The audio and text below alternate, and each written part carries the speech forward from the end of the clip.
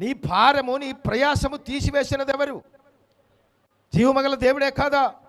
సర్వశక్తి గల జీవమగల దేవునిలో నీకు ప్రయాసము తీసివేసినది సత్యమైతే ఆ ప్రయాసము తీసివేసిన దేవునితో కలిసి నీ ఉండాలి కదా, ఆ సన్నిధిలో ఉండాలి కదా, ఆ సన్నిధిని ప్రేమించాలి కదా, ఆ పరిశుద్ధులు అయినటువంటి జీవమగల దేవుని గురించి ప్రకటించబడాలి కదా.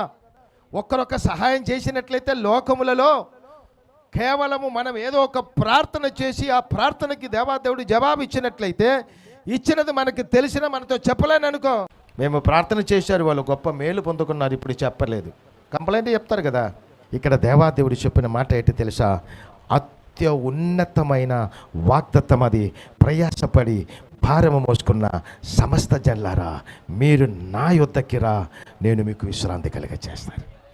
మీరు నమ్మినట్లయితే చాలు, ఈ క్షణము నుండి ఈ సన్నిధిలో కూర్చున్న, ఈ పరిశుద్ధమైన ఆరాధనలో పాలబొంబులు పొందుతున్న ప్రతి మనిషి ప్రయాసము లయమైపోను గాక, దివ్య దీవెనలతో వాళ్ళు నింపబడును గాక, సమాధానంతో నింపబడును గాక, ఐశ్వర్యంతో నింపబడును గాక. హల్లెలూయా.